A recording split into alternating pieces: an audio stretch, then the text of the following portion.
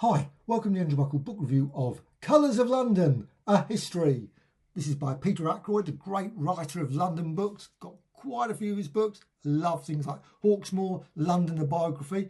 And this one is yet another brilliant book about London. Now, in a long list of books of London, I've got quite a few books. Is this the best one or the worst? It's probably, I would say, approximately in the middle. It's not a masterpiece. It's not something that I'd probably go, wow, but it's still pretty decent. I was very pleased to get it. Of course, picture of Shaftesbury Avenue there, number 14 bus. I have been on the number 14 bus many a time, though probably not during that period. I'm certain I never went past with Robert Morley there in the lyric. But still, lovely picture there. And also, I never ever saw that fog. Obviously, Trafalgar Square there and Dougal's self-raising flower. I assume it's self-raising flower. No idea. But still, lovely picture. Now, this picture at the back, in many ways, probably shows slightly the problem with this book. Some of the pictures, the quality of the picture on the front, on the back, I should say, really looks reasonable. The same pictures actually included, I think, somewhere in the book, and it's not so clear. And I did struggle with a few of the pages. Some of the pages, I think, you know what, they could have really worked on just boosting up the colour or the sharpness or something a little bit. And you can see, obviously, on the front cover, really looks great. But I found some of the pictures a little bit, and that's always, I think, the trouble with colorisation. It's leaps and bounds compared with what it was years and years ago. But the colorisation in this, sometimes I think the result often are still quite murky to my eyes. They just don't look like coloured photographs. They're done, they're black and white, but they've been, just do a little bit more work, I think. I don't know what it is. Maybe in 10 years' time, maybe the techniques will be developed so much that they will really start looking like, you know, high quality pictures that you would take, you know, with an iPhone or something or whatever, or standard. But I think it's still pretty reasonable. And there are some decent photos here. And the paper quality, I don't think, could have been slightly better. I would have preferred if they brought it out on really a slightly heavier, nicer quality paper, but still, it's fine. I mean, it's nothing wrong. And a lot of comments been put online talking about that, and I agree with some of the murkiness. It could have done with, and I've compared with the original photo, not the original photo, certainly when it comes to paintings, of course, I can look on, see the painting, and I look at the pictures online. Now, you can't do, obviously what you see on the screen is never going to be what's in a book, but you should still, there was some that I think, oh, they could have cleaned it up a bit to make it really jump off the page. Now I've got some books of like Grimshaw. There's a Grimshaw in here that just looks a bit murky, and it could have been just slightly cleaned, I think, personally. Brightened up, made really to look. And that's the thing I loved about Grimshaw and love about Grimshaw, like the street lamps, the glowing street lamps, always look amazing. You think, wow, you can so you imagine yourself walking back in time, going through along those streets. But the picture they've got, it doesn't really sort of make that sort of impact, which is a pity. But they've got this, you know, great pictures and lots of obviously things like Carnaby Street. And you've got here the bright sunshine, as it says there. Bright sunshine doesn't really come across as bright sunshine. That's the trouble. It looks like a sort of very averagely sort of English pale day sort of thing, a bit cloudy. It isn't, obviously, but it's still, I don't know when, obviously it just says 1960s. That's sometimes another pity with a lot of these pictures. It just says 1960s. The text is fine. It's very well written as usual. Peter Ackroyd always writes very well, thoroughly readable, lots of information about various parts of London. Some bits I've read before or knew, but some bits I didn't. So it's lots of paintings as well. Also, the sections are a bit odd. There's Colours of London. Now, nothing wrong with it, of course, but I don't remember fire being a colour offhand. But anyway, it might be. Who knows? The wonderful smoky beauty of a sunset over London. And I think this is probably the problem. I mean, look, superb, of course, Turner. I mean, just amazing. But the thing is, for me, I never see London with colour in that respect. I mean, obviously I do, but I mean, but I couldn't turn around and say, you know, it looks green or it looks blue or it looks yellow kind of thing. I mean, it's sort of like all colours. You know, some days, of course, when you're walking down like Oxford Street or something, you've got blinding light coming straight down Oxford Street. I guess you could say it's got sort of a certain colour. There is a certain feel, but I'm not saying you could put it in a book and say that this is that colour, whatever. This one, a colour photograph you got there of Now, I mean, it's possible that, did it look that red? It's, I suppose with the fire and flames, it probably was pretty intense, but just somehow it looks a bit slightly, really completely over the top, the colour. Well, of course, you've got the, obviously, Canalettos. You can't beat a Canaletto. I mean, I think those pictures. Now, whether it ever looked like that, I'm always sceptical. I mean, I guess it's like the ones of Venice and things, and you see them and you think, yeah, maybe. I mean, obviously he painted these and he was selling them, and people go, wow. But did it really? It looks amazing. London looks really I mean, you can imagine the sort of festivity, the pageant, all that sort of thing. I mean, it just looks absolutely brilliant. But still, the buildings, when you look, and I love looking at the buildings, the background, and you think, oh, I wonder. There doesn't ever feel like the grime and sort of thing. Imagine obviously at the docks. I mean, it would have been, I'm certain, not as gleaming and looking. And looks basically like a. Well, it looks really quite Dutch, Flemish sort of thing. To me, it always looked like sort of Ghent or something, you know, sort of those narrow buildings. But it's doing better. I love the churches. Of course, most of them gone now. But again, you've got the colour of the sky, of course. And those sort of, it's great. And there's always trouble with, I mean, this one's quite, the Golden State coach. Now, there's a picture there. It looks quite gaudy the way they've done it. Now, they've colourised it, but they haven't really colourised the back particularly. Now, I would have thought the Illustrated London News would be a near gold mine. Got those old magazines. I don't know if they're obviously public domain now. I have no idea. Certainly ones of the really long time ago, 1850s and things. I have no idea. But still, I love those, if it was going that long ago. Anyway, but it's still quite amazing, those pictures. Whenever I pick up old Illustrated London News, I just love looking through them. And but they're often, the pictures are never super sharp, even back then. So to be fair to these pictures, it's possible you can only do so much colorising a picture. You can't really sharpen up where there isn't really much to sharpen up. And then you've got a picture here, obviously the Queen there, and it's sort of slightly blurry picture, obviously the people moving. Now this is a case in point, Coronation Night, and I took a quick look online, and there was unfortunately only one picture of this, because it actually seems to be a part of the UK archives, obviously part of the government on their website. I don't know where it is or located. I mean, it looks spectacular, but it's quite hard to make out. And I'm certain that someone could have put a bit of computer technology in there and really worked at making that a bit clearer, because the picture looking online, even though it's very small, does seem to be slightly clearer than this. And it's a pity, because it's a great picture, obviously looking down the Mall, and it's still great. I love the posters. They've got lots of little posters here, the tramway ones there.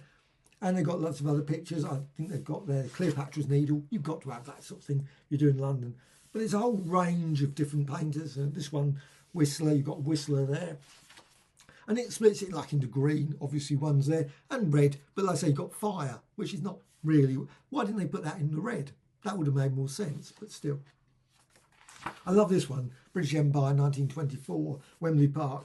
And I love it's got obviously the London Underground there. I always loved, of course, the London Underground map then was like a real sort of higgledy-piggledy mess.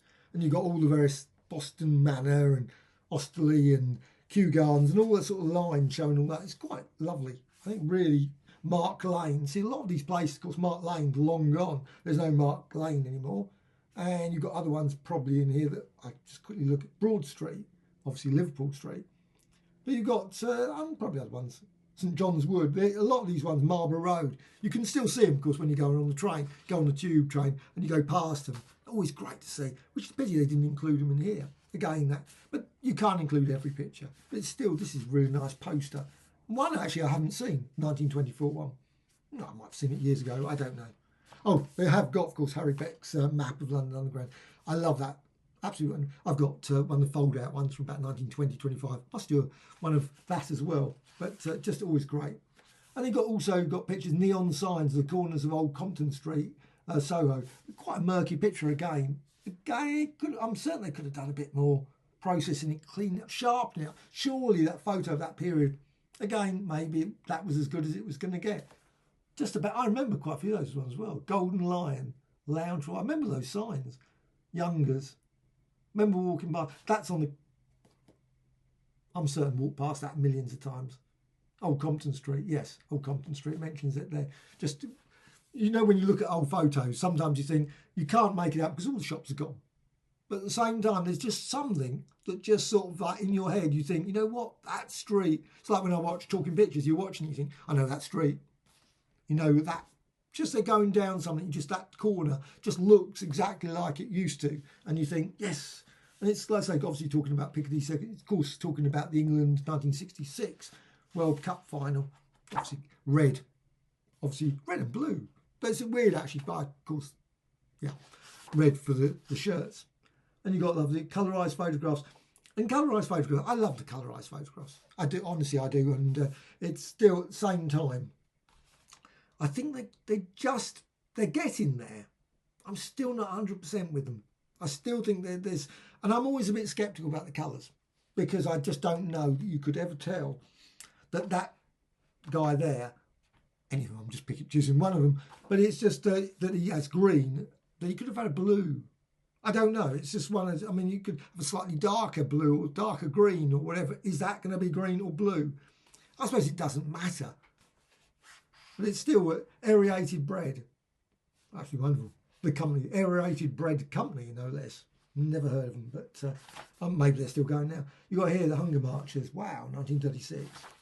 Brown, the Unreal City. So you've got there. Now, I suppose in many ways London is brown. Lots of that brown, that sort of colour. Basically, well, certainly back in the old sepia colour pictures would have been, but I don't know, there always seems to be that sort of, you see those old pictures of Dickens' period, I don't know, or some imagine that sort of those dark red, rich browns and all those sort of colours, not really sort of that bright, super colourful yellows. And now I imagine like the 60s was that real intense red, and sort of the PVC sort of jackets and things, that sort of stuff. And then for me, like London in the 70s, was that bright yellow, really intense bright yellows and those sort of shirts. I love that sort of that colour, always sticks out. I use Satisfied, and they got lots of obviously of all the various slums around, and I don't know which street this one, slum clearance in Great Peter Street. Now that's one pity with this book. It doesn't particularly, I mean, as much as it's very good, but it doesn't help. I don't know where Great Peter Street is. Maybe I do know. I've probably gone past it many times. Maybe it's flattened, completely gone. And that's the trouble. In many ways, maybe a map at the back of some of these sort of things would have been quite nice so you sort of could locate some of the areas. Because Great Peter Street doesn't mean anything. Unless, I mean, you can read, but still doesn't give it. You know, talking about Quality Street. I don't think Quality Street was an actual street. But still. And you got a picture like, really? Why include a picture of Queen Victoria? As much as it's absolutely wonderful to include Queen Victoria, but I don't see that really is London, to be honest. I mean, obviously Queen Victoria was in London, but it just makes no sense about Buckingham Palace, but there's no picture of Buckingham Palace. Well, there might be, but it's still Queen Victoria. I mean, this sort of thing, I love these ones.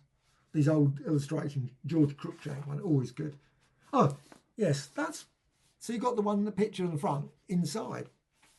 And I think it's just a lot sharper. I don't know. It's slightly different.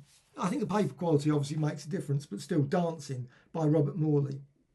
Absolutely no. After the Ball, Mary Ellis, Vanessa Lee, I don't know, Peter Graves, Irene Brovey, I don't know, Noel Coward anyway. But there's loads and loads of great pictures in there. And it is a good book. It is generally, I say, the paper quality could have been improved. I think it would have really, really made it a lot nicer. But it's still the font is very readable. It's perfectly readable sort of story, talking about Fulham, all the various places of London. I think it's great. As I say, is it a masterpiece? Is it going to be sort of high up there on my? It's not as, for me, as big as important as like the London biography. I mean, that to me is one of the great books, mega book that I can always pick up and you just read through and you can just read a chapter and wow, sort of about the plague or about this or about that. Georgian London, just fascinating. But I don't think that this book will hit that sort of spot. But it's still a perfectly decent read. And I love like some of these pictures and the colourisations always bring it to life. And I've got other books similar. This one as well, it's got some film posters here. You got here The Long Grey Line. Now this is of 13th of July. So this one does actually date when it was, 1955, Elephant and Castle. Not an area I particularly know that well, but still. So, colorised photograph of teddy boys in Elephant Castle. And as long as they're, I don't know, Jeanette Scott. I love Jeanette Scott. There was Jack Buchanan. I don't know what that film is. Susan Stephen. Don't remember her. Jean Carson. I remember Jean Carson. But it's still a very nice book. And if you're looking for a book on London, Colours of London, I think this book is very nice. A very useful addition to my collection of books of London. But it's still, I think it could have been one of those books that could have been brilliant. Maybe slightly bigger, maybe slightly better paper quality, obviously charge a little bit more. It would have been an absolute great book. Also, maybe a slightly better selection of photographs. And I was looking for the Grimshaw because I wanted to show the Grimshaw one, but I didn't make a note of that page. But I love Grimshaw. Grimshaw is amazing, the pictures. And that was one of the disappointments, actually. And again, because I can't show it, but it only shows one picture, one painting, Grimshaw. And when I looked online, I was quite surprised how many Grimshaw pictures London he did. He did lots. And I thought, whoa, they could have put, oh yeah, this is another, see another one. It's slightly, there's a picture here of obviously Regent Street. And it's slightly blurry, but again, that's probably the fault of the original photo. You can't help that. You've got Liberty and Co. Maybe it looks like Regent Street. I'm assuming it is Regent Street. I'm completely wrong, probably. Wouldn't surprise me. And yes, Regent Street. Oh, I know Liberty Co. I always think of it down the other street, but strange. But I love the pictures of the lights there, always great. But it could have been such a brilliant book. It is still a great book, and certainly if you're into London books, I think you're obviously going to look out for this book. And I certainly think it's pretty decent. I say, is it top Peter Ackroyd? I don't think so, but still worth getting. Totally recommended.